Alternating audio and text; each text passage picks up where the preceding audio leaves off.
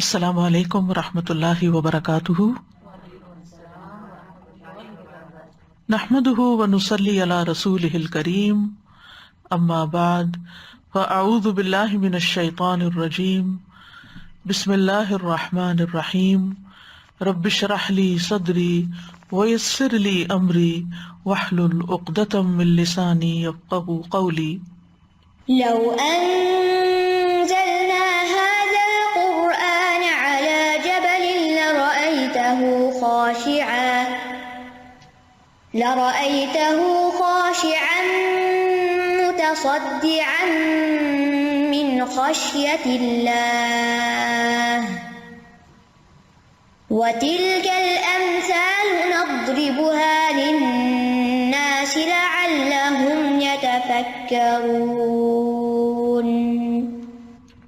امثال القرآن کے سلسلے میں آج ہم علم حاصل کرنے کے بعد گمراہ ہونے والوں کی مثال کے بارے میں پڑھیں گے۔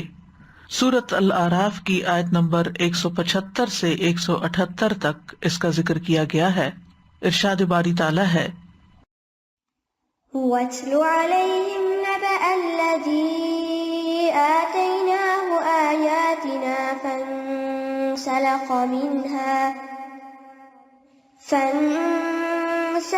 منها فأتبعه الشيطان فكان من الغاوين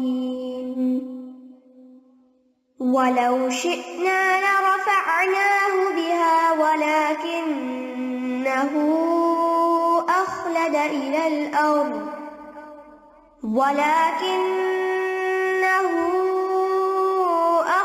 إلى الأرض واتبع هواه فمثله كمثل الكلب إن تهمل عليه يلهث أو تتركه يلهث ذلك مثل القوم الذين كذبوا بآياتنا فاقصص القصص لعلهم يتفكرون۔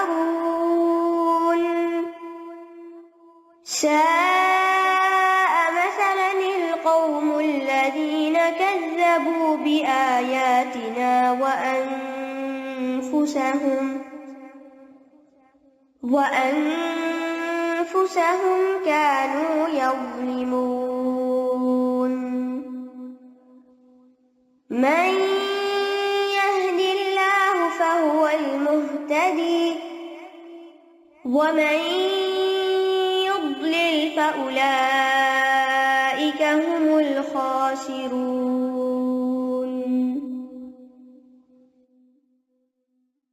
اور انہیں اس شخص کی خبر پڑھ سنائیے جسے ہم نے اپنی آیات عطا کی تو وہ ان سے صاف نکل گیا، پھر شیطان نے اسے پیچھے لگا لیا تو وہ گمراہوں میں سے ہو گیا، اور اگر ہم چاہتے تو اسے ان کے ذریعے بلند کر دیتے، مگر وہ زمین کی طرف چمٹ گیا اور اپنی خواہش کے پیچھے لگ گیا۔ تو اس کی مثال کتے کی مثال کی طرح ہے کہ اگر تو اس پر حملہ کرے تو زبان نکالے ہانپتا ہے، یا تو اسے چھوڑ دے تو بھی زبان نکالے ہانپتا ہے۔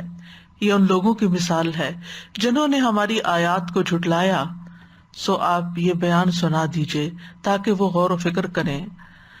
برے ہیں وہ لوگ مثال کی روح سے جنہوں نے ہماری آیات کو جھٹلایا اور اپنی ہی جانوں پر ظلم کرتے رہے۔ جسے اللہ ہدایت دے سو وہی ہدایت پانے والا ہے، اور جسے وہ گمراہ کر دے سو وہی خسارہ اٹھانے والے ہیں۔ یہ مثال سورۃ الاعراف میں بیان ہوئی ہے۔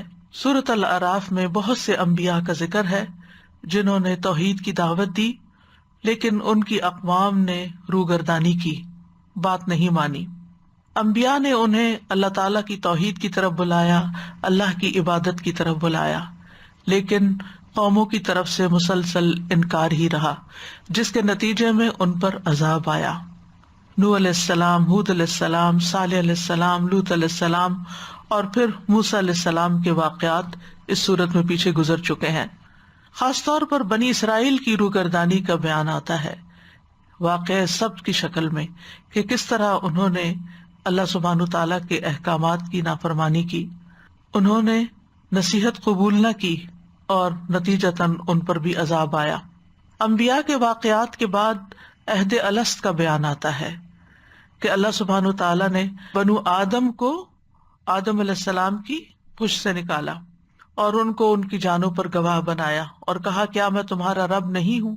انہوں نے کہا کیوں نہیں، ہم نے شہادت دی، ایسا نہ ہو کہ قیامت کے دن تم کہو کہ بے شک ہم تو اس سے غافل تھے۔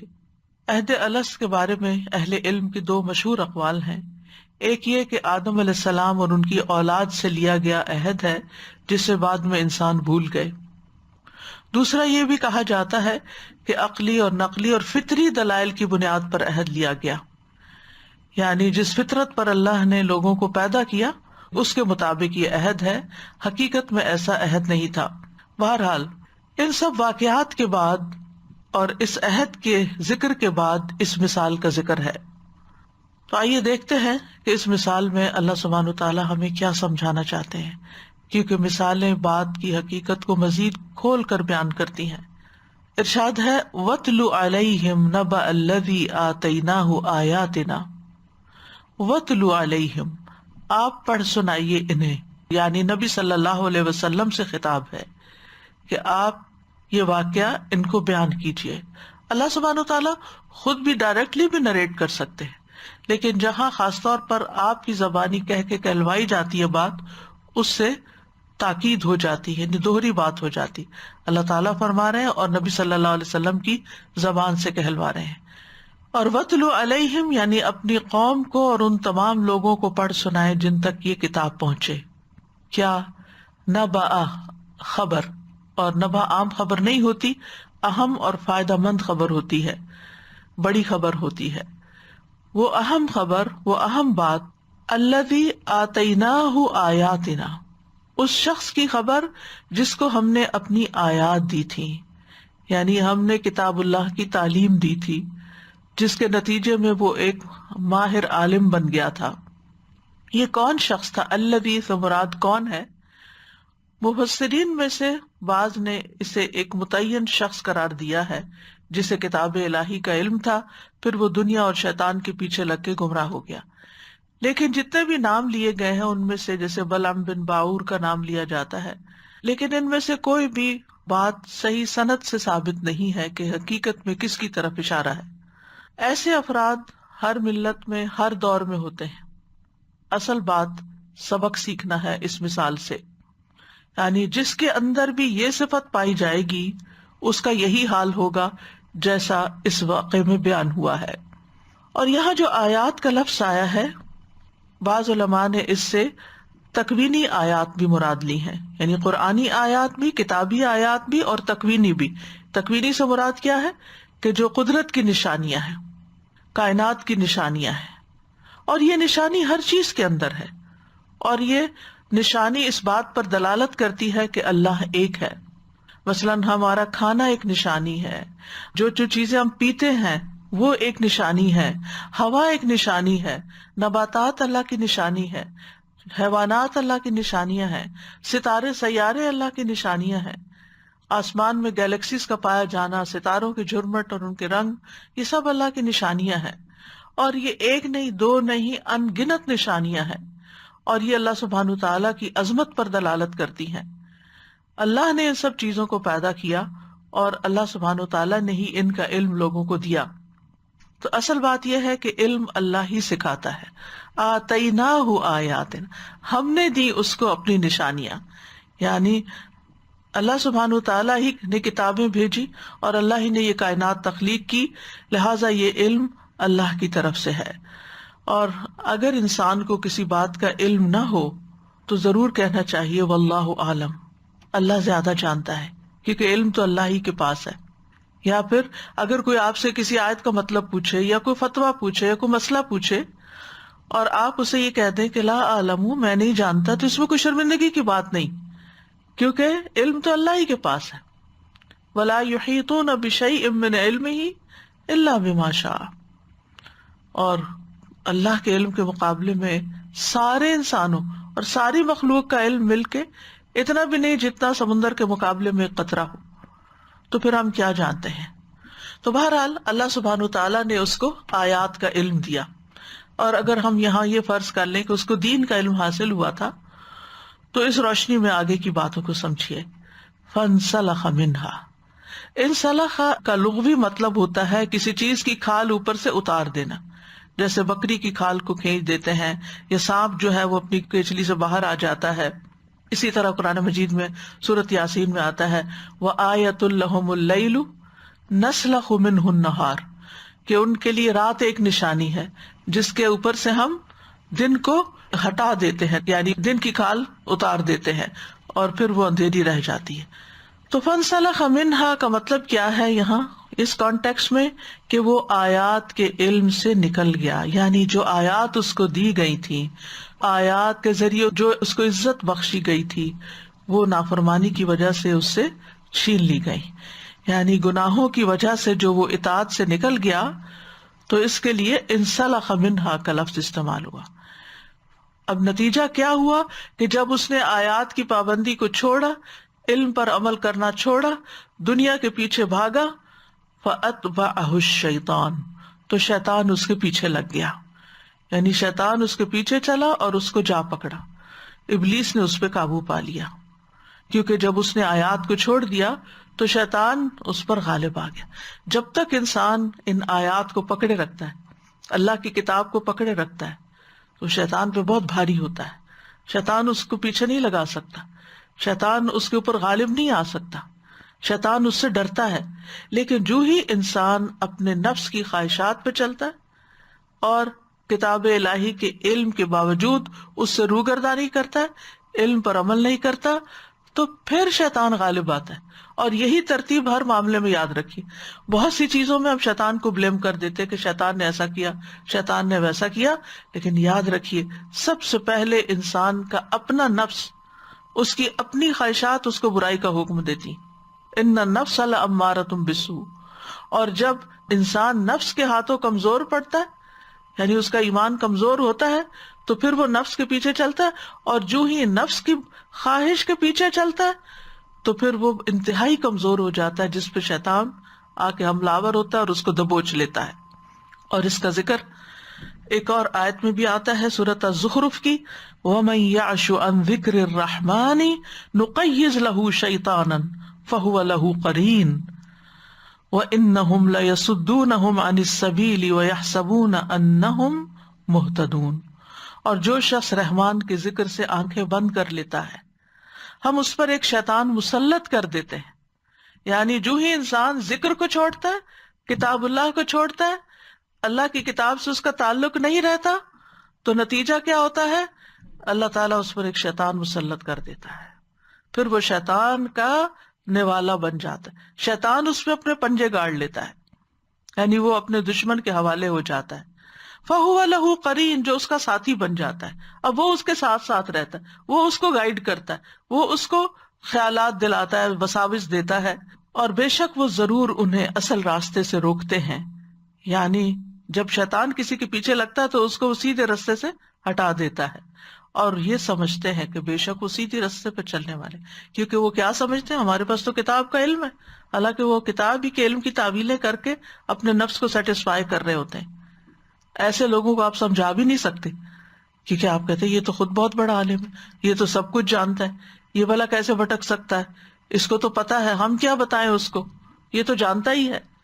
لہذا جب وہ نفس کے پیچھے چلتا ہے تو پھر کوئی اور بھی اس کو ہدایت نہیں دے پاتا، اور وہ خود کیا سمجھتا ہے، جو میں کر رہا ہوں وہ ٹھیک ہوں، کیونکہ میں تو بہت بڑا علامہ ہوں. اسی طرح یہ ہے کہ شیطان انسان کے لیے برائیوں کو مزین کر دیتا ہے. ان الذین ارتدوا علی ادبارہم من بعد ما تبین لہم الہدی الشیطان سول لہم واملی لہم. بے شک جن لوگوں پر ہدایت واضح ہو گئی، سب کچھ سمجھ گئے، پھر اس کے بعد وہ الٹے پاؤں پھر گئے، جان بوجھ کر پھر انجان بنے. شیطان نے ان کے لیے ان کا عمل مزین کر دیا اور انہیں آرزو دلائی کہ بڑی زندگی پڑی ہے، بعد میں توبہ کر لینا، ابھی تو بڑا وقت ہے. فَكَانَ مِنَ الْغَاوِينَ، تو وہ گمراہوں میں سے ہو گیا. غوا رشد کے مقابلے میں ہوتا ہے بگڑ جانا، گمراہ ہو جانا، اور نتیجتاً ہلاکت میں جا پہنچنا. وَلَوْ شِئْنَا لَرَفَعْنَاهُ بِهَا، اگر ہم چاہتے تو ہم اس کو انہی آیات کی وجہ سے بزرگی عطا کرتے، بلندی عطا کرتے. یعنی ہر چیز اللہ کی مشیت پر ہے. اللہ جس کو چاہتا گمراہ کرتا ہے اور جس کو چاہتا ہے ہدایت دیتا ہے. اور اللہ سبحانہ وتعالیٰ کی مشیت یا اللہ کا ارادہ جو ہوتا ہے وہ حکمت پر مبنی ہوتا ہے کہ کون کس قابل ہے، کس کو کیا ملنا چاہیے، کس کو کیا دینا چاہیے. لہذا وَلَوْ شِئْنَا لَرَفَعْنَاهُ بِهَا، یعنی اگر ہم چاہتے، یعنی اللہ اپنے علم کی بنا پر ہی نہیں چاہتا کہ کس کے لیے کیوں نہیں چاہنا، اگر ہم چاہتے تو انہی آیات کی وجہ سے اس کو بلندی عطا کرتے، یعنی دین پر وہ عمل کرتا رہتا تو اس میں بھی اس کو بڑی عزت ملتی، وہ کمال کی چوٹیوں تک پہنچتا اور آخرت میں وہ بلند درجات تک جا پہنچتا. وَلِكُلٍّ دَرَجَاتٌ مِّمَّا عَمِلُوا، یعنی اس کے عمل کے مطابق اس کے درجے بلند ہوتے رہتے. لیکن ہوا کیا؟ وَلَكِنَّهُ أَخْلَدَ إِلَى الْأَرْضِ، لیکن وہ زمین کے ساتھ چمٹ گیا، زمین کی طرف جھک گیا. اخلدہ یعنی اس زمین کی طرف مائل ہو گیا، اس کی طرف اس کا رجحان ہو گیا. وہ اپنی خواہشات کی طرف لپکا اور لذتوں میں اس حد تک آگے بڑھ گیا کہ اس نے اپنی زندگی کا مقصد صرف دنیا حاصل کرنا بنا لیا. اور یہ ورسٹ کیس سیناریو ہوتا ہے کہ جب کسی انسان کو اللہ تعالیٰ دین کا علم دے اور وہ علم رکھتے ہوئے، وہ سب کچھ جانتے بوجھتے ہوئے پھر دنیا کے پیچھے بھاگنا شروع کر دے اور دنیا کی لذتوں کو پانے، ہر حرام کام شروع کر دے، یعنی پھر حلال حرام کی پرواہ ہی چھوڑ دے، جائز ناجائز کی تمیز ہی چھوڑ دے. تو یہ بدترین مثال ہے. واتبع ہواہ، اور اس نے اپنی خواہشات کی پیروی کی، یعنی اپنی عقل سمجھ دین کے علم سے کوئی فائدہ نہ اٹھایا. اس کے پاس جو رب کی وحی، رب کی آیات تھی، ان کی روشنی میں اس نے کچھ نہیں دیکھا، خواہشات نے اس کو اندھا کر دیا. وہ غفلت میں پڑ گیا اور صرف اپنی پسند اور لذت کے کام کرنے اس نے شروع کر دیے. تو ایسا شخص، اس کی مثال کیا ہے؟ یہ ہے اصل مثال جس کے لیے اس آیت کا انتخاب کیا گیا ہے. فَمَثَلُهُ كَمَثَلِ الْكَلْبِ، تو اس کی مثال یعنی اس کی حالت كَمَثَلِ الْكَلْبِ، کتے کی حالت کی طرح ہے. پھر ایسا شخص خواہشات کا کتا بن گیا، یعنی اس کی مناسبت کتے کے ساتھ ہوئی کہ جیسے کتے کی عادت ہوتی، جیسے کتے کے اندر خواہشات زیادہ ہوتی ہیں، بس اس کا بھی کچھ حال ویسا ہی ہوگا. یعنی ایسا عالم ایک طرح سے خواہشات پہ چلنے کی وجہ سے کتے کی طرح بن گیا. ان تحمل علیہ یلہث او تترکہ یلہث، یہ کتے کی ایک یونیک کوالٹی یہاں بتائی گئی ہے. ان تحمل علیہ، اگر تم اس کو ڈانٹو. تحمل علیہ کا ویسے تو مطلب ہے اس کے اوپر بوجھ رکھو، اس پہ کچھ لا دو. مطلب یہ کہ ڈانٹیں، جھڑکیں، دھتکار کر نکالیں، اس کو شاؤٹ کریں. یلہث تو بھی وہ ہانپتا ہے. یلہث کا مطلب ہوتا ہے زبان نکال کے ہا ہا ہا اس طرح کر کے سانس لینا. یعنی آپ کتے کو دیکھیں گے کہ وہ ہمیشہ زبان نکالے ہانپتا رہتا ہے. عام طور پر جانوروں کا معمول کیا ہوتا ہے کہ وہ جب تھک جاتے ہیں یا شدید پیاس کی حالت میں ہوتے ہیں تو اس وقت وہ ہانپتے ہیں، لیکن کتا جو ہے وہ ہر حال میں ہی ہانپتا ہے. اور اس کے بارے میں ایک حیران کن تحقیق بھی ہوئی ہے کہ علماء نے جب اس آیت کو قرآن مجید میں پڑھا اور اس مثال کو دیکھا تو پھر کتے کے ہانپنے پر تحقیق شروع کر دی. تو انہوں نے دیکھا کہ کتا اپنے پھیپھڑوں میں ہوا جمع نہیں کر سکتا. جب وہ سانس لیتا تو فوراً ہی باہر نکال دیتا ہے، یعنی اندر گیا اور فوراً باہر. ہاں ہاں، یعنی جب سانس چڑھا ہوا ہوتا ہے تو شارٹ بریتھ ہو جاتا ہے نا، تو اس کا بریتھ بھی اسی طرح ہوتا ہے، کیونکہ وہ انہیل کرتے ہوئے آکسیجن کو پھیپھڑوں میں سٹور نہیں کرتا، فوراً ایکزیل کر دیتا ہے. اور حیرت کی بات یہ ہے کہ اس کے اندر یہ جو بات پائی جاتی ہے یہ ماں کے پیٹ کے اندر بھی ہوتی ہے.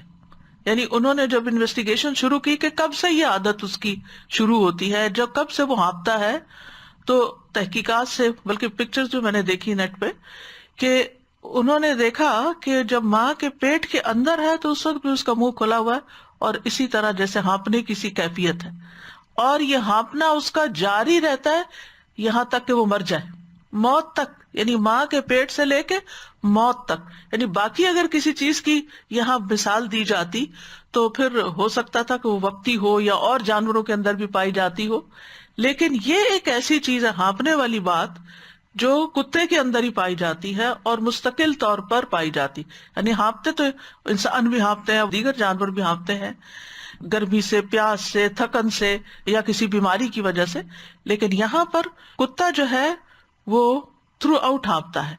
یہاں تک دیکھا گیا کہ جب 36 دن کا جنین ہوتا ہے، یعنی فیٹس تھا، 36 days اونلی، تو اس وقت سے اس کا یہ ہانپنا شروع ہوتا ہے، یعنی پیدائش سے پہلے اور پیدائش کے بعد. انسانوں پر آپ دیکھیے کہ کیسی کیسی اللہ کی رحمتیں ہیں کہ اللہ نے ہمارے پھیپھڑے ایسے بنائے ہیں کہ ہم جب سانس لیتے ہیں تو سارا سانس ایک دم باہر نہیں چلا جاتا واپس ایکسیل کرتے ہوئے، بلکہ کچھ اندر بھی آکسیجن رہ جاتی ہے، جس کی وجہ سے ہم دیر تک بات بھی کر سکتے ہیں. خاص طور پر قرآن کی آیات کی تلاوت جو ہے اس میں لمبا سانس جو ہے وہ فائدہ دیتا ہے. تو بہرحال یہ ہانپنا جو ہے یہ ایک تکلیف دہ کیفیت ہوتی. اگر آپ کا سانس پھولتا ہو تو آپ سیڑھی چڑھے تو آپ کو کتنی تکلیف ہوتی، آپ 4 قدم چلے آپ کو تکلیف ہوتی. ان بیماری کی حالت میں بعض اوقات ایسا ہو جاتا ہے، آپ دوڑے تو آپ ہانپنے لگتے ہیں، آپ کو تکلیف ہوتی ہے. لیکن کتے کا حال ہر وقت یہی ہوتا ہے.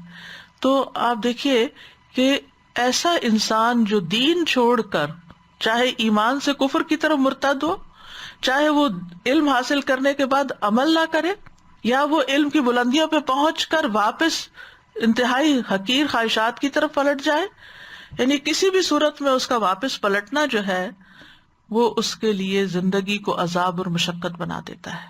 یعنی ایسا نہیں کہ وہ خواہشات کے پیچھے لگ کر بہت سکون میں ہوتا ہے، بلکہ ساتھ ہی اس کا عذاب بھی شروع ہو جاتا ہے. جس طرح کتے کی یہ پریشانی اور مشقت کبھی منقطع نہیں ہوتی، تو ایسے انسان کے اندر بھی ایک ایسی پریشانی اور تکلیف ہوتی ہے کہ جو موت تک بلکہ موت کے بعد بھی اس کا پیچھا نہیں چھوڑتی. ذالک مثل القوم الذین کذبوا بآیاتنا، یہ مثال ہے اس قوم کی، ان لوگوں کی جنہوں نے ہماری آیات کو جھٹلا دیا. یعنی جو لوگ بھی پچھلی قوم سورۃ الاعراف میں جیسا کہ ابتدا میں نے ذکر کیا کہ پچھلی قوموں کا حال بیان ہوا جنہوں نے اللہ کی آیات کو، انبیاء کے پیغام کو جھٹلا دیا. نبی صلی اللہ علیہ وسلم کے زمانے کے لوگوں کی بات ہے، اور قیامت تک بھی جو بھی یہ کام کریں گے کہ ایک طرف اللہ سبحانہ وتعالیٰ کی آیات ہیں اور دوسری طرف خواہشات ہیں. تو جو لوگ آیات کو جھٹلا کر خواہشات کے پیچھے چلتے ہیں، یہ مثال ان سب پر فٹ آتی ہے. اور خاص طور پر سمجھنے کے بعد جو لوگ ناسمجھ ہو جائیں ان کے اوپر. فَاقْصُصِ الْقَصَصَ لَعَلَّهُمْ يَتَفَكَّرُونَ، آپ ان پر قصے بیان کرتے رہیں، شاید غور و فکر کریں، یعنی اس امید پر کہ شاید غور و فکر کریں، اور جس تکذیب میں اور گمراہی میں اور فساد میں یا فسق میں وہ مبتلا ہو چکے ہیں شاید اس سے پلٹ آئیں، شاید ان کو بات سمجھ آ جائے. ساء مثلا القوم الذین کذبوا بآیاتنا، جن لوگوں نے ہماری آیات کو جھٹلایا ان کی مثال کتنی بری ہے. وانفسہم کانوا یظلمون، اور اپنی جانوں پر دراصل وہ ظلم کرتے ہیں. یعنی انتہائی قبیح مثال ہے، اور یہ اصل میں کسی اور کو نقصان نہیں دے رہے، اپنی زندگی کو میلا کر رہے ہیں، اپنے آپ کو تکلیف میں مبتلا کر رہے ہیں، اپنے آپ کو ذلت میں ڈال رہے ہیں اور اپنی ہی آخرت برباد کر رہے ہیں. من یہد اللہ فہو المہتدی، جس کو اللہ ہدایت دے وہی ہدایت پاتا ہے. ومن یضلل فاولئک هم الخاسرون، اور جس کو گمراہ کر دے تو یہی لوگ ہیں جو اصل میں خسارہ پانے والے ہیں. یعنی جس کو اللہ نے توفیق دی، ایمان لایا، اسلام لایا، اللہ تعالیٰ کی ہدایت پائی، اس نے علم حاصل کیا، اس پر عمل کیا، تو وہ لوگ ہی ہدایت یافتہ ہیں اور کامیاب ہونے والے ہیں. اس کے برعکس جو ایمان نہ لائیں، جو عمل نہ کریں، تو دراصل نقصان اٹھانے والے ہیں. یعنی جو حق سے اعراض برتتا ہے، جو تکبر کرتا ہے، جو حسد کی وجہ سے دین کی طرف نہیں آتا، یا کسی بھی اپنی انا کی وجہ سے روگردانی کرتا ہے، تو ایسے لوگ جو ہیں وہ دراصل اللہ کی رحمت سے دور ہو جاتے ہیں اور گمراہ ہو جاتے ہیں. اور اگر آپ اپنے اصل صراط مستقیم سے بٹکے تو پھر انجام جو ہے وہ ہلاکت ہی ہلاکت ہے. اور خاسرون جیسے پہلے بھی ذکر ہوا تھا، خسارہ کہتے ہیں تجارت میں نقصان اٹھانے کو. تو ہماری زندگی جو ہے اس میں ہم ایک طرح سے تجارت کر رہے ہیں اللہ کے ساتھ، اور اگر اللہ کی ٹرمز اور کنڈیشن پر ہم کام نہیں کریں گے تو پھر کسی پروفٹ کی کوئی امید نہ رکھے. تو بہرحال یہ ایک مثال ہے اجمالی طور پر یعنی خلاصتاً آپ یوں کہہ سکتے ہیں کہ ایک ایسے شخص کی مثال ہے، ایک ایسے علم والے کی مثال ہے جو دنیا پرست اور حرص اور طمع میں گرفتار ہے. یعنی علم ہے لیکن ساتھ ہی حرص، طمع، لالچ اور دنیا کی محبت اس پر حاوی ہے. وہ نفس اور شیطان کے اشاروں پہ چلتا ہے اور اللہ کے عہد و میثاق کی کوئی پرواہ نہیں کرتا جو اس نے بندوں سے اپنی عبادت کا لیا تھا. تو نبی صلی اللہ علیہ وسلم کو بطور عبرت ایسے شخص کی مثال بیان کرنے کا حکم دیا گیا کہ آپ لوگوں کو سمجھانے کے لیے مثال بتائیے. اور یہ بھی اس آیت سے ہی پتہ چلتا ہے کہ جب کوئی شخص علم حاصل کرتا ہے تو اس کا درجہ بلند ہوتا ہے. والذین اوتوا العلم درجات. لیکن جب کوئی شخص اس علم کی قدر نہیں کرتا، اس علم کو ریگارڈ نہیں دیتا، اس پر عمل نہیں کرتا، تو پھر وہ دنیا میں بھی ذلیل و خوار ہو جاتا ہے. اخلد الی الارض، وہ نیچے جھک جاتا ہے، بلندی کی بجائے پستی کی طرف مائل ہو جاتا ہے. خواہشات کے لیے لفظ ہوا استعمال ہوتا ہے نا، اور ہوا ہوتا ہے بلندی سے گرنا. یعنی علم بلندی عطا کرتا ہے، جو عالم خواہش پہ چلے وہ نیچے گر جاتا ہے، ذلیل و رسوا ہو جاتا ہے. اور اس ذلت اور حقارت کی مثال پھر کتے کی طرح ہے کہ اس پر کوئی بوجھ ڈالے یا اس کو کوئی ڈانٹے تو اپنی زبان باہر نکال دیتا ہے، اس کو چھوڑ دے تب بھی وہ نکالے رکھتا ہے. یعنی کتا دونوں حالتوں میں ایک ہی طرح ہے، کسی حال میں اپنی عادت نہیں چھوڑتا، وہ اپنی عادت سے مجبور ہے. یعنی باقی جانور جو ہیں پیاسے ہیں تو پیاس جب ختم ہو جائے گی تو ہانپنا بند کر دیں گے، لیکن کتا جو ہے وہ کبھی بھی اس سے باز نہیں آتا. تو دنیا پرست عالم کا بھی یہی حال ہوتا ہے کہ دنیا کی حرص، لالچ اور طمع کی وجہ سے اس کی زبان ہر وقت لٹکی رہتی ہے اور وہ بدحواسی اور پریشانی میں ہانپتا رہتا ہے، اضطراب میں مبتلا رہتا ہے اور لوگوں کی نظروں میں بھی اس کا مقام گر جاتا ہے. تو آپ دیکھیے کہ اگرچہ کچھ فائدے کے کام بھی کتا کرتا ہے، لیکن اوور آل کتے کا جو ایک امیج ہے ہمارے دین کے اندر وہ کچھ پسندیدہ نہیں، یعنی اس کی لالچ کی وجہ سے یا اس کے نفس کی کچھ خباثتوں کی وجہ سے. تو اسی سے دراصل مثال دی گئی ہے. عبد الرحمن سعدی کہتے ہیں کہ یہ شخص جس کو اللہ نے اپنی آیات دی، ہو سکتا ہے اس سے مراد کوئی خاص آدمی ہو اور اس سے یہ سب کچھ سرزد ہوا ہو جس کو اللہ نے بیان کیا، تو اللہ نے بندوں کو تنبیہ کرنے کے لیے اس کا واقعہ بیان کر دیا. اور یہ بھی ممکن ہے کہ اس سے اس میں جنس مراد ہو اور اس میں ہر وہ شخص شامل ہو جس کو اللہ نے اپنی آیات کا علم دیا ہو اور وہ اس علم سے نکل جائے. مقصد یہ ہے کہ ہر اس شخص کی حالت سے عبرت حاصل کی جائے جو بھی اس حالت سے متصف ہے. یعنی جس بھی انسان کا یہ حال ہے اس سے عبرت پکڑنی چاہیے اور اس کے نقش قدم پہ نہیں چلنا چاہیے. یعنی جسے بھی اللہ ہدایت کا علم دے اور وہ قبول نہ کرے، اس پر عمل نہ کرے اور دنیا کے پیچھے دوڑنا شروع کر دے تو اس کے اوپر یہ مثال فٹ آتی ہے. اسی طرح مجاہد کہتے ہیں یہ اس آدمی کی مثال ہے جس کو کتاب دی گئی لیکن اس نے اس پر عمل نہیں کیا. امام قرطبی کہتے ہیں اپنی تفسیر میں کہ اکثر اہل علم کے نزدیک یہ مثال ہر اس شخص کے لیے عام ہے جس کو قرآن کا علم دیا جاتا ہے لیکن وہ اس پر عمل نہیں کرتا. یہ ہر قرآن کے طالب علم اور قرآن کے عالم کے لیے ہے. یعنی وہ کہتے ہیں جو بھی قرآن حفظ کرتا ہے یا قرآن کا علم سیکھتا ہے، مثلا تجوید، قرات، تفسیر وغیرہ، پھر اس پر عمل نہیں کرتا، پھر اس کی حرکتیں بالکل ویسی ہیں جیسے کسی جاہل انسان کی ہوں اور اس کی خواہشات اور اس کے انداز وہی ہیں جو کسی لا علم انسان کے ہوں، تو وہ سب اس مثال میں داخل ہیں. یہ سب انہی کے بارے میں بات کی گئی ہے. ابن عباس کہتے ہیں کہ یہ وہ شخص ہے کہ اگر آپ اس پر حکمت کا بوجھ لاد دیں تو وہ اس کو اٹھائے گا نہیں، اگر آپ اس کو چھوڑ دیں تو وہ بھلائی کی طرف رہنمائی نہیں پائے گا.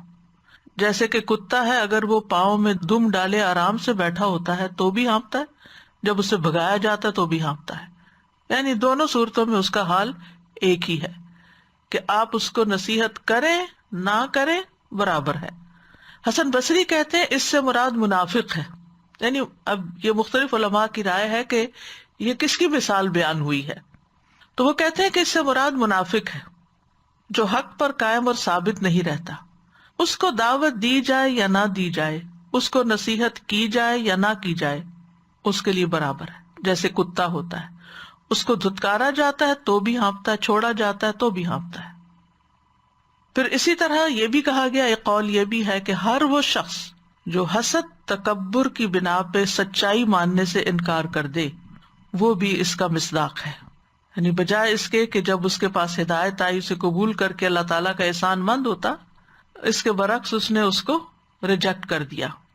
ابن قیم کہتے ہیں پس وہ شخص جس کو اللہ نے اپنی کتاب دی اور اس کو اس کا وہ علم دیا جس علم سے دوسروں کو محروم رکھا، یعنی سب کو نہیں ملا، اس کو ملا تھا، لیکن اس نے اپنی خواہش کی پیروی کی اور اللہ کی ناراضگی کو اس کے غصے پر ترجیح دی اور اپنی دنیا کو اپنی آخرت پر ترجیح دی. یعنی اپنی خواہشات پر اللہ کی ناراضگی کو ترجیح دی، یعنی چاہے اللہ تعالیٰ ناراض ہوتا ہے یہ جو بھی، کوئی فرق نہیں پڑتا. اپنی دنیا کو آخرت پر ترجیح دی، مخلوق کو خالق پر ترجیح دی، مخلوق کو بندوں کو خالق پر ترجیح دی. یعنی بندوں کے پیچھے لگ کے بندوں کی محبت میں گرفتار ہو کے اللہ کے احکامات کو پس پش ڈال دیا. تو اللہ نے ایسے آدمی کو کتے کے ساتھ تشبیہ دی ہے. تو ہر خواہش پرست عالم کے لیے اس میں نصیحت ہے.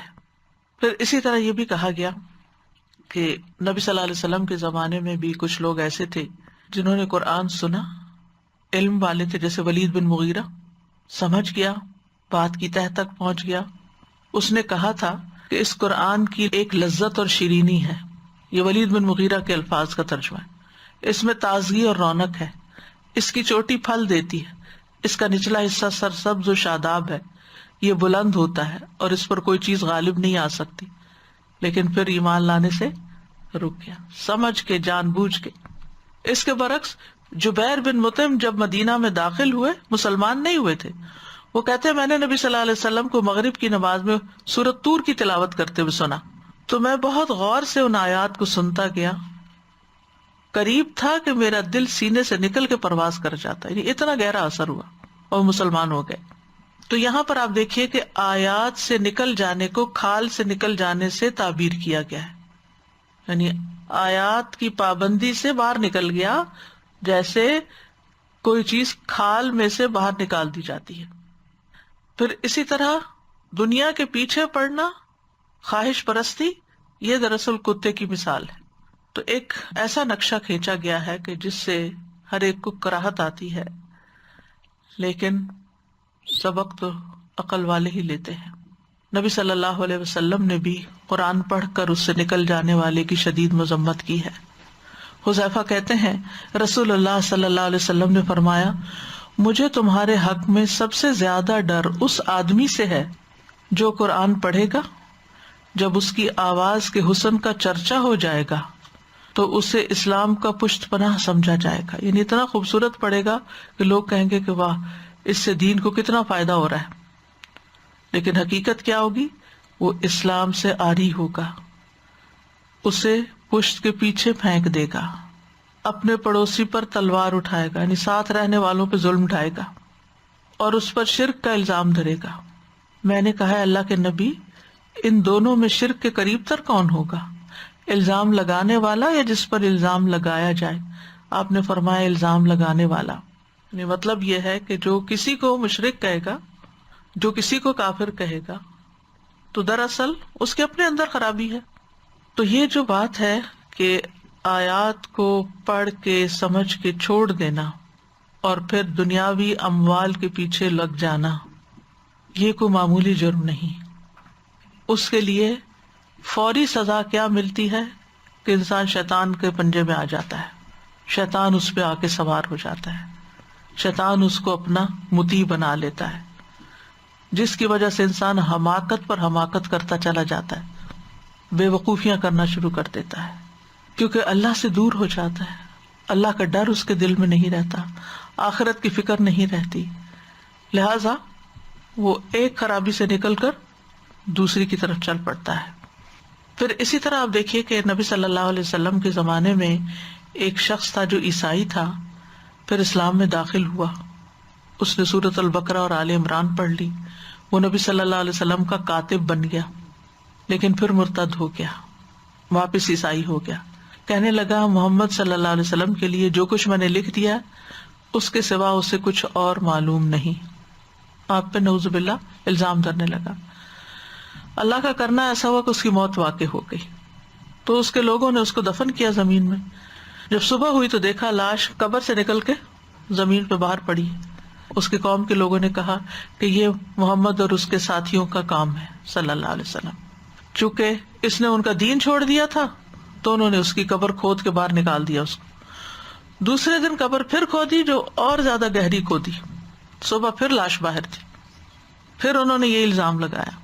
تیسرے دن انہوں نے پھر بہت گہری قبر کھود کے اس کو ڈالا، لیکن نتیجہ کیا ہوا؟ دوبارہ وہ شخص زمین سے باہر تھا. اب انہیں یقین آیا کہ یہ کسی انسان کا کام نہیں ہے، لہٰذا انہوں نے اس کو یوں ہی زمین پہ چھوڑ دیا کہ آ کے درندے اس کو کھا جائیں. تو یہ دنیا میں اس کا انجام ہوا جس نے قرآن کی آیات کا علم حاصل کرنے کے بعد ان کو چھوڑ دیا. تو یہ دنیاوی سزا ہے. یعنی ایک تو شیطان غالب آ جاتا ہے، شیطان کا نوالا انسان بن جاتا ہے. دوسرا یہ ہے کہ دنیا میں بھی ذلت ہوتی ہے انسان کی. اللہ تعالیٰ دنیا والوں کے لیے بھی اس کو نمونہ عبرت بنا دیتا ہے. بہرحال ایسے لوگوں کے لیے برابر ہوتا ہے کہ آپ انہیں کچھ سمجھائیں یا نہ سمجھائیں، کیونکہ جو خواہشات ہوتی ہیں انسان کو اندھا کر دیتی ہیں.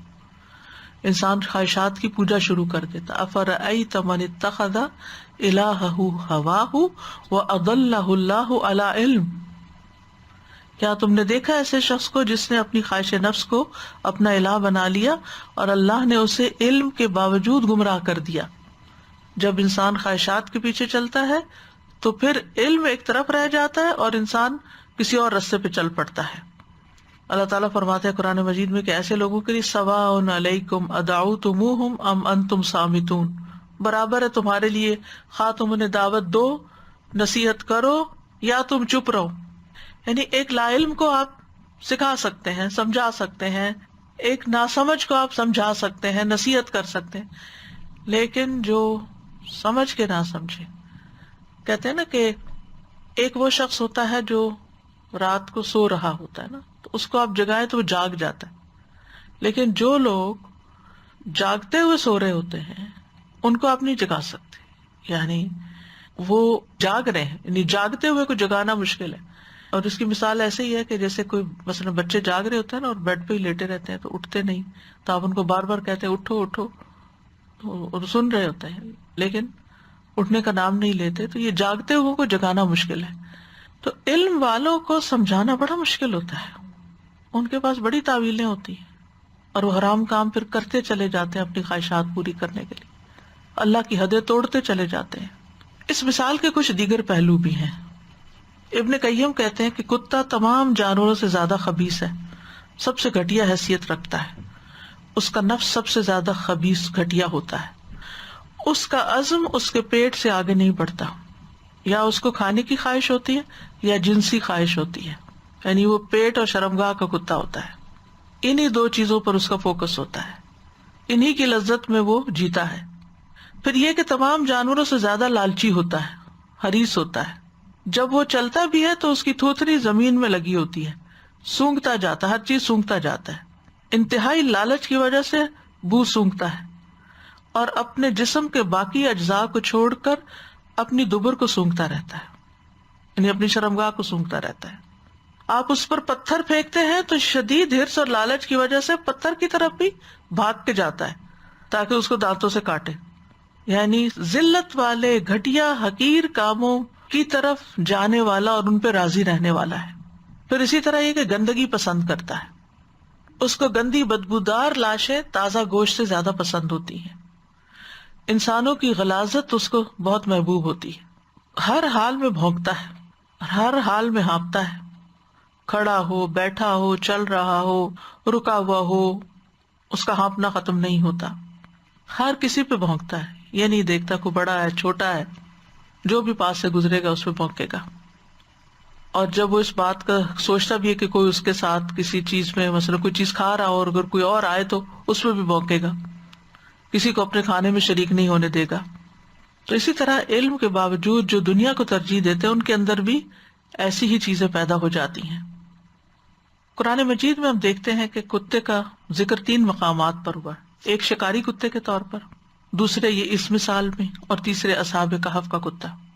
تو آپ دیکھیے کہ شکاری کتے کو جب سکھا دیا جاتا ہے تو وہ شکار جو کر کے لاتا ہے وہ حلال ہوتا ہے. تو اس سے کیا پتا چلا کہ شکاری کتا اگر علم حاصل کر لیتا تو بڑے فائدے کا ہو جاتا ہے. یہ انسان جو علم کے بعد بھٹکتا ہے یہ کتے سے بھی بدتر ہو جاتا ہے. پھر اسی طرح اصحاب کہف کا کتا جو ہے وہ حفاظت کرنے والا کتا تھا، یعنی ان کے ساتھ جو گیا تھا وہ دروازے میں بیٹھا ہوا تھا اور ان کی حفاظت کر رہا تھا، اس سے بھی ایک فائدہ پہنچ رہا تھا. لیکن جو شخص دین کی طرف آ کے پلٹتا ہے وہ اپنے اوپر سے حفاظت کی ساری چیز اتار دیتا ہے اور اللہ کی حدود کی کوئی حفاظت نہیں کرتا. کتا ایک وفادار جانور ہوتا ہے، لیکن ایسا شخص جو ہے انتہائی بے وفا ہوتا ہے جو اللہ کے دین کے ساتھ بے وفائی کرتا ہے. ہمارے دین میں ہمیں گھر کے اندر کتا رکھنے سے منع کیا گیا ہے. آپ صلی اللہ علیہ وسلم نے فرمایا اس گھر میں فرشتے داخل نہیں ہوتے جس میں کتا اور تصویر ہو. جواز کی صرف صورت کیا ہے کہ جب حفاظت کے لیے اس کو رکھا جائے یا شکار کے لیے رکھا جائے. کتے کا جھوٹا بھی ناپاک ہے، یعنی کتے کے بارے میں جو احکامات ملتے ہیں ان کا خلاصہ یہاں تھوڑا سا بتایا گیا کہ کتے کی مثال جو دی گئی تو کتے سے متعلق اور کیا باتیں ہمارے دین میں ملتی ہیں. تو اس مثال سے کچھ باتیں ہماری سمجھ میں آتی ہیں. سب سے پہلی بات تو یہ کہ علم و حکمت بڑی قیمتی چیز ہے اور یہ قربانیاں بھی مانگتی ہے. اس کے ذریعے انسان کے درجات بلند ہوتے ہیں. جس کو علم و حکمت ملی اس کو خیر کثیر ملا. اللہ کا بہت بڑا عطیہ ہے، کیونکہ علم اور حکمت کی وجہ سے آپ بہت سے دشمنوں کو دوست بنا لیتے ہیں. پھر اسی طرح اللہ تعالیٰ کا قرب اور خشیت آپ کو حاصل ہوتی ہے.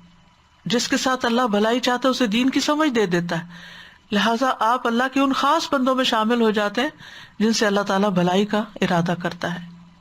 ہمارے دین میں ایک عالم کا مقام اور مرتبہ بہت بڑا ہے. رسول اللہ صلی اللہ علیہ وسلم کے سامنے 2 آدمیوں کا ذکر کیا گیا، ان میں سے ایک عابد تھا اور ایک عالم.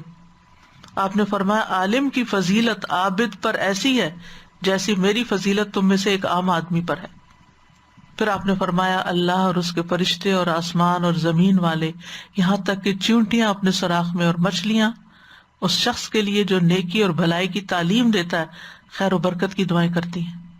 اتنا بڑا آنر ہے، اتنا بڑا اجر و ثواب ہے، اتنی زیادہ عزت ہے علم والے کی کہ ساری مخلوق اس کے لیے استغفار کرتی ہے. جو علم کے راستے پہ چلتا ہے وہ جنت کے راستے پر ہوتا ہے. علماء انبیاء کے وارث ہوتے ہیں، لیکن علم پر عمل کے بغیر خالی علم انسان کا مقام بلند نہیں کرتا. یعنی اگر انسان علم خوب رکھتا ہے لیکن عمل نہیں کرتا، وَلَوْ شِئْنَا لَرَفَعْنَاهُ بِهَا، یہ عمل کے ساتھ ہوتا ہے. عمل چھوڑ دیتا ہے، اس کے برعکس عمل کرتا ہے تو پھر ذلیل ہوتا ہے. یعنی اللہ کے ہاں درجات کی بلندی علم کے ساتھ اس وقت ہے جب انسان ایمان رکھتا ہو، عمل کرتا ہو. اور ہمیں تعلیم بھی یہی دی گئی ہے کہ ہم علم پر عمل کریں. قیامت کے دن کسی شخص کے قدم اللہ رب العزت کے پاس سے اس وقت تک ہٹ نہیں سکیں گے جب تک 5 چیزوں کے بارے میں پوچھ نہ لیا جائے. عمر کن کاموں میں صرف ہوئی، جوانی کہاں لگائی، مال کہاں سے کمایا، کہاں خرچ کیا، اور جو سیکھا اس پہ عمل کتنا کیا.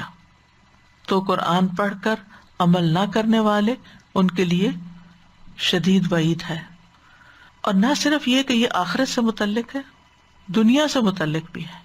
یعنی اہل علم اگر عمل نہیں کرتے تو دنیا والوں کے لیے بھی ایک بری مثال ہے. علماء کے لیے یہ آیت شدید ترین آیتوں میں سے ہے. احادیث میں تو آتا ہے نا کہ اگر کوئی اپنے علم پر عمل نہیں کرتا تو قیامت کے دن اس کی زبان آگ کی کینچی سے کاٹی جائے گی. اسی طرح یہ ہے کہ علم والوں کے اندر اگر مال کی ہرس اور لالچ آ جائے تو یہ شدید نقصان دہ ہے، سخت نقصان دہ ہے. رسول اللہ صلی اللہ علیہ وسلم نے فرمایا 2 بھوکے بھیڑیے جنہیں بکریوں کے ریوڑ میں چھوڑ دیا جائے اتنا نقصان نہیں پہنچائیں گے جتنا نقصان آدمی کے مال و جاہ کی ہرس اس کے دین کو پہنچاتی ہے. یعنی دین والوں میں اگر مال کی لالچ آ جائے تو پھر دین کو سخت نقصان ہو جاتا ہے. یعنی اگر 2 بھوکے بھیڑیے بکریوں میں چھوڑ دیے جائیں تو وہ ان کو تباہ برباد کر دیں گے اور وہ ہر چیز ویران ہو جائے گی. لیکن اگر کوئی شخص دین پڑھ کر، دین والا ہو کر دنیا کے لالچ میں گرفتار ہو جائے تو وہ اس سے بھی زیادہ تباہ کن کام کرتا ہے جتنا وہ بھیڑیا کرتا ہے. کیسے؟ ابن قیم کہتے ہیں اہل علم میں سے جس نے بھی دنیا کو ترجیح دی، اس کو محبوب جانا، تو لازمی طور پر وہ اللہ کی بات پر ناحق بات کہے گا. یعنی آیات کی کوئی ایسی تعویل کر لے گا جو ناحق ہوگی. وہ اپنے فتوے میں، اپنے فیصلے میں، اپنی خبر میں اور کسی چیز کو لازم کرنے میں ضرور ناحق بات کہے گا. یعنی جب اس کو دنیا کا لالچ ہوگا تو پھر وہ لوگوں کی پسند کے فتوے دینے لگے گا، جیسے علماء بنی اسرائیل کا حال تھا. علماء بنی اسرائیل پر اللہ سبحانہ وتعالیٰ نے سخت گرفت کی ہے قرآن مجید میں. کس وجہ سے؟ انہوں نے حق کو پہچان لیا تھا لیکن نبی صلی اللہ علیہ وسلم پر ایمان نہیں لائے اور روگردانی کی اور پھر کتاب میں تحریف کی. یشترون بآیات اللہ ثمنا قلیلا. تو اس چیز کو ہمیشہ مد نظر رکھنا چاہیے. تو بنیادی طور پر یہاں علم والوں کے لیے دنیا کی لالچ اور حرص کی مذمت کی گئی ہے، کیونکہ دنیا کی رنگینیاں اور محبت دلوں کو ٹیڑھا کرنے کا سبب ہے. اس سے انسان کے اندر اللہ سے دوری پیدا ہوتی ہے.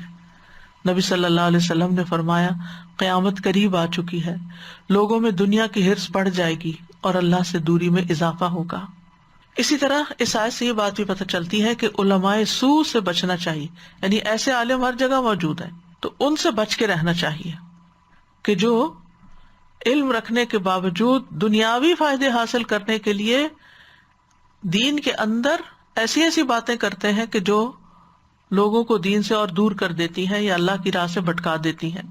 کیونکہ ایسے عالموں کے پیچھے پھر شیطان لگ جاتا ہے اور شیطان ان کو تو گمراہ کرتا ہی ہے، ان کے ذریعے ایک بڑی مخلوق کو بھی گمراہ کر دیتا ہے. اور اہم بات سیکھنے کی یہ ہے اس میں کہ خواہشات کی پیروی سے ہر ایک کو ہی بچنا چاہیے. وَأَمَّا مَنْ خَافَ مَقَامَ رَبِّهِ وَنَهَى النَّفْسَ عَنِ الْهَوَىٰ فَإِنَّ الْجَنَّةَ هِيَ الْمَأْوَىٰ. اور رہا وہ شخص جو اپنے رب کے سامنے کھڑے ہونے سے ڈر گیا اور اس نے نفس کو خواہش سے روک لیا تو بے شک جنت ہی اس کا ٹھکانہ ہے. اس کے برعکس فَأَمَّا مَنْ طَغَىٰ وَآثَرَ الْحَيَاةَ الدُّنْيَا فَإِنَّ الْجَحِيمَ هِيَ الْمَأْوَىٰ. جو حد سے بڑھ گیا، اس نے دنیا کی زندگی کو ترجیح دی، یعنی آخرت کے مقابلے میں، حلال کے مقابلے میں حرام کی طرف چلا گیا، یقینی بات کو چھوڑ کے شک میں مبتلا ہو گیا، تو پھر ایسی صورت میں جہنم ہی اس کا ٹھکانہ ہے. خواہش پرستی جو ہے وہ انسان کو گمراہی کی طرف لے جاتی ہے. داؤد علیہ السلام کو اللہ تعالیٰ نے فرمایا تھا وَلَا تَتَّبِعِ الْهَوَىٰ فَيُضِلَّكَ عَن سَبِيلِ اللَّهِ. خواہش نفس کی پیروی نہ کرنا ورنہ یہ بات تمہیں اللہ کی راہ سے بہکا دے گی. تو جب خواہشات انسان کے دل میں اٹھتی ہیں تو انسان شیطان کا ترنے والا بن جاتا ہے اور اس کی وجہ سے پھر انسان اپنے فرائض کو بھولنے لگتا ہے، اپنی دینی ذمہ داریوں کو چھوڑ دیتا ہے. وَلَا تُطِعْ مَنْ أَغْفَلْنَا قَلْبَهُ عَنْ ذِكْرِنَا وَاتَّبَعَ هَوَاهُ وَكَانَ أَمْرُهُ فُرُطًا. تم ایسے شخص کی بات نہ مانو جس کا دل ہم نے اپنے ذکر سے غافل کر دیا اور وہ اپنی خواہش پہ چلتا ہے اور اس کا معاملہ حد سے بڑا ہوا ہے.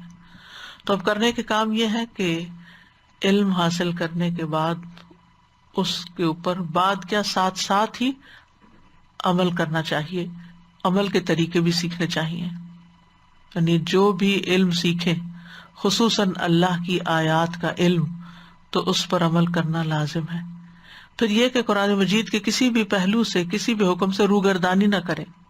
پھر یہ کہ خواہشات کے پیچھے چل کر اللہ کی نافرمانیاں نہ کریں. اور پھر یہ کہ دنیا کی لالچ اور حرص سے بچیں. پھر اسی طرح کوئی بھی چیز جو انسان کو دنیا کی محبت دلانے والی ہو، اس چیز سے بچ کر رہیں. اگر کوئی ہمارے دین کی اور علم کی تعریف کرے تو اس پر بھی اپنا محاسبہ کریں. ابو بکر رضی اللہ عنہ کے بارے میں آتا ہے کہ جب ان کی کوئی اس طرح کی تعریف کرتا تھا تو کہتے تھے اللہم لا تؤاخذنی بما یقولون واغفر لی ما لا یعلمون. تو اللہ تعالیٰ سے ہم دعا کرتے ہیں کہ اللہ تعالیٰ ہدایت کے بعد ہمارے دلوں کو نہ پلٹائے.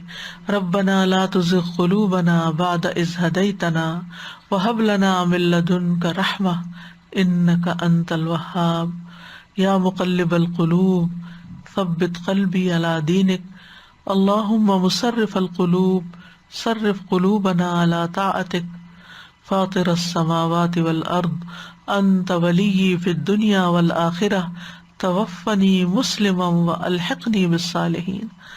اللہ ہمارا اسلام پر خاتمہ کرنا، ہم اس کی طرف آنے کے بعد اس سے پھر نہ جائیں، اپنی پیٹھ نہ پھیریں. یا اللہ ہمیں نیک لوگوں میں شامل کر لینا. اللہم توفنا مسلمین واحینا مسلمین والحقنا بالصالحین غیر خزایا ولا مفتونین. اے اللہ ہمیں اسلام کی حالت میں موت عطا فرمانا، اسلام کی حالت میں زندہ رکھنا اور نیک لوگوں میں شامل فرمانا کہ ہم نہ رسوا ہوں اور نہ ہی کسی فتنے کا شکار ہوں. اللہ ہمیں اپنی اطاعت پر ثابت قدمی عطا فرما. اللہم انا نسألک الثبات فی الامر. اے اللہ ہم تجھ سے دین میں ثابت قدمی اور ہدایت میں پختگی کا سوال کرتے ہیں. اللہ ہمیں بری خواہشات سے بچا لینا. اللہم انی اعوذ بک من منکرات الاخلاق والاعمال والاہواء. اے اللہ بے شک میں تجھ سے برے اخلاق، برے اعمال اور بری خواہشات سے پناہ مانگتا ہوں. اللہ تعالی ہمیں ہمارے نفس کے شر سے بھی بچا لے.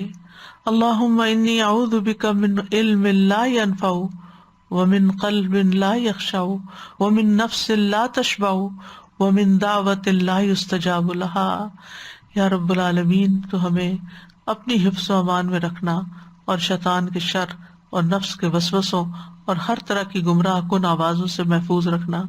ربنا تقبل منا انک انت السمیع العلیم وتب علینا انک انت التواب الرحیم. وصلی اللہ تعالی علی خیر خلقہ محمد وعلی آلہ واصحابہ واہل بیتہ اجمعین برحمتک یا ارحم الراحمین. جی السلام علیکم ورحمۃ اللہ وبرکاتہ. استاذہ یہ جو ان سلخہ کا آپ نے مطلب بتایا نا کہ کبھی کسی چیز کی کہیں سے کھال اتر جاتی ہے تو کتنا اس کو دیکھ کے کراہت آتی ہے اور وہ چیز غیر محفوظ بھی ہو جاتی ہے، وہ جگہ غیر محفوظ ہو جاتی ہے اور بڑی جلدی اس پہ جرمز آ جاتے ہیں. اسی طرح ایسے اللہ سبحانہ تعالیٰ ہم سب کو معاف کرے اور ہماری نیتوں کو خالص اپنے لیے کرے. لیکن جو لوگ دین سمجھ کے اور پھر پیسے کے پیچھے بھاگتے ہیں ان کو لوگ استعمال کرنے لگ جاتے ہیں اور حلال حرام کی پرواہ نہیں کرتے نا. جی، اور بہت سارے لوگ استاذہ پھر گمراہ ہو جاتے ہیں. وہ کہتے ہیں یہ دین والا یہ سمجھ کے اگر یہ کام کرے تو یہ صحیح کر رہا ہوگا، ہم بھی اس کو فالو کریں. استاذہ یہ جو لرفعنا ہے یہ حضرت عمر رضی اللہ تعالیٰ عنہ کہا کرتے تھے نا کہ عمر بیمار اونٹوں کو مالش کیا کرتا تھا لیکن اللہ نے قرآن کے ذریعے سے عزت بخشی. استاذہ جی یہ بات بہت انٹرسٹنگ لگ رہی تھی کہ علم کی ہی مثال پہلے اللہ سبحانہ تعالیٰ دے رہے ہیں اور پھر ایون اسی کتے کو بھی علم جو ہے وہ اوپر بڑھا دیتا ہے جب یہ شکاری کتا ہو جاتا ہے، سیکھ لیتا ہے اپنا شکار کرنا. یعنی علم آنے کے بعد کتا بھی ہدایت پا جاتا ہے، کچھ کام کا بن جاتا ہے، لیکن یہ شخص تو علم پا کے واپس پلٹ جاتا ہے. اور یہ جو وَلَٰكِنَّهُ أَخْلَدَ، تو میں سوچ رہی تھی کہ ہم عام طور پہ خلود سے سمجھتے ہیں کہ بالکل پرماننس ہے اس میں، تو اس نے اپنی خواہش نفس کو یا جو بھی لالچ جس سے وہ ٹائے ہوا ہے تو وہ پھر پرماننٹلی اس سے اسٹک ہو گیا. اخلدہ کا یعنی اس سے مزید کوئی اور ہے اس میں ایسپیکٹ سوچنے کا؟ یعنی اس سے چپک گیا، یہ معنی بنتا ہے کہ بس اسی کا ہی ہو کے رہ گیا اس کا، کیونکہ وہ پھر سمجھنے کی یا پلٹنے کی صلاحیت ہی کھو بیٹھتا ہے. کیونکہ وہ کہتا ہے مجھے تو سب پتا ہے، یہ بھی جائز ہے، یہ بھی جائز ہے، یہ بھی جائز ہے، جو میں کر رہا ہوں وہ ٹھیک ہے، اس کے بہانے ڈھونڈ لیتا ہے. لیکن نا جو شخص اپنی غلطی کو مانتا ہے وہی پلٹتا ہے نا، تو جو غلطی کو غلطی نہ مانے اس نے کیا پلٹنا ہے. السلام علیکم ورحمۃ اللہ. ہمیں کہتی سورہ انفال میں 23 آیہ میں اللہ سبحانہ وتعالیٰ نے فرمایا کہ اگر اللہ سبحانہ وتعالیٰ ان میں کوئی خیر دیکھتے ہاں یہ تو سن ان کو لیتے، سنوا دیتے. جی سنوا دیتے. جی بالکل. جی تو ان میں کوئی خیر نہیں رہتی جب یہ اس حالت میں آ جاتے. بالکل. لوط علیہ السلام کی بھی قوم کے بارے میں اگزامپل ہم یہی دے سکتے ہیں نا، کیونکہ وہ بھی جب اپنی خواہشات کے پیچھے چلے پھر ان کو کچھ نظر نہیں آتا تھا. لوط علیہ السلام نے کہا میری بیٹیاں، بالکل میری بیٹیاں لے لو، قوم کی بیٹیاں میری بیٹیاں نکاح کرو، لیکن انہیں کچھ نظر نہیں آتا تھا اس وقت. بالکل. وآخر دعوانا ان الحمد للہ رب العالمین. سبحانک اللہم وبحمدک اشہد ان لا الہ الا انت استغفرک واتوب الیک. السلام علیکم ورحمۃ اللہ وبرکاتہ.